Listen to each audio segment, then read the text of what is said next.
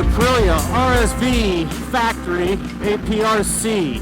On the street or on the track, this bike sticks like glue everywhere. It's such a sweet handling machine. It gives you the confidence to handle a mountain road such as this, or to up the pace at a track. And I'd say Max Biaggi, but he's retired, so let's go with Sylvain Guintoli. That's who you're going to feel like. I think he's leading the World Superbike points right now.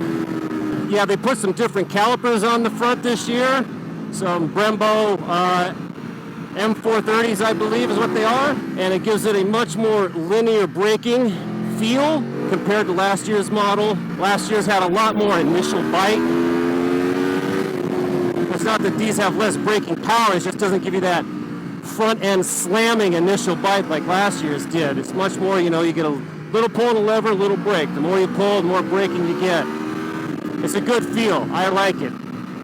That's my preference for braking. I don't like it when it just slams the front end down really hard like that. But up here on the mountain road, I'm chasing down Kevin on the Ducati and Troy on the BMW, and both those guys have the, some version of electronic suspension. And I'll tell you right now, it's not giving them any real advantage. Of course, we've got fully adjustable Öhlins on the Aprilia here. And as long as you take the time to set it up, it's going to work to your advantage. The handling on this bike is just phenomenal. Now, Aprilia chose to put the engine mount in its lower position where it was in the higher position last year. And while they say that affects its stability, flickability, it's supposed to enhance its stability. Now, I don't know, on the street, it's hard to say. It feels like kind of the same old Aprilia. Like I said, out of these three bikes, it is one of the just sweetest handling packages.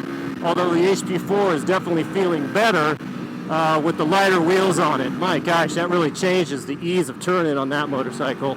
Now, Aprilia has some sort of fuel-saving mode on this where when you're under 6,000 RPM or 16% throttle, it's not giving you full power. It's trying to conserve on fuel because this is usually one of the worst MPGs of the superbikes out there. And I think that's kind of a bad way to go about saving fuel because it makes the tall gearing feel even worse, hard to get away from the stoplight. Some of these slower corners I'm going through up here on the mountain, I have to wait for it to spin up. I want to come out, grab a handful of power, and it's just not working that way. So it's an electronics thing, I think Aprilia needs to work on. That just somehow get the engine to provide some better fuel economy. But I think a lot of the time, the guys who buy these motorcycles, fuel economy is not a big concern. Road, finally just had enough little open space to grab a shift.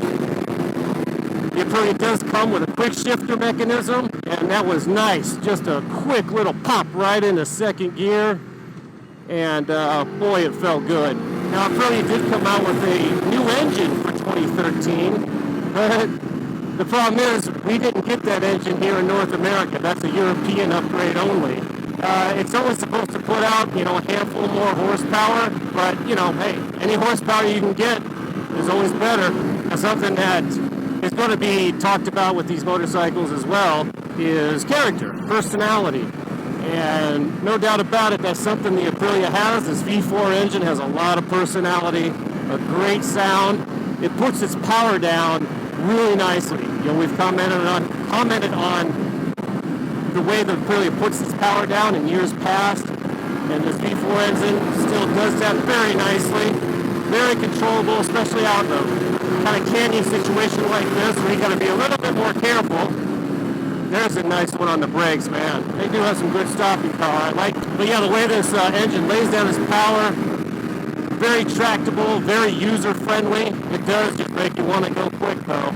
I think, in an urban setting, the seating position on the Aprilia is a little bit tight. Your rear end is kind of high. The seat's not as hard as the Ducati. The handling, the way this thing sticks to the pavement, it's just phenomenal. The nice thing about this too, for 2013, $3,000 price decrease. This is the only bike here that actually MSRPs for less than $20,000. And the bike that you're getting for that money, really, one of the biggest differences is going to be electronic suspension. And while I do like the electronic suspension, I mean, $5,000 savings, you get a bike of this level with this kind of character and different exoticness. You know, it's a lot of bike for the money. It really is.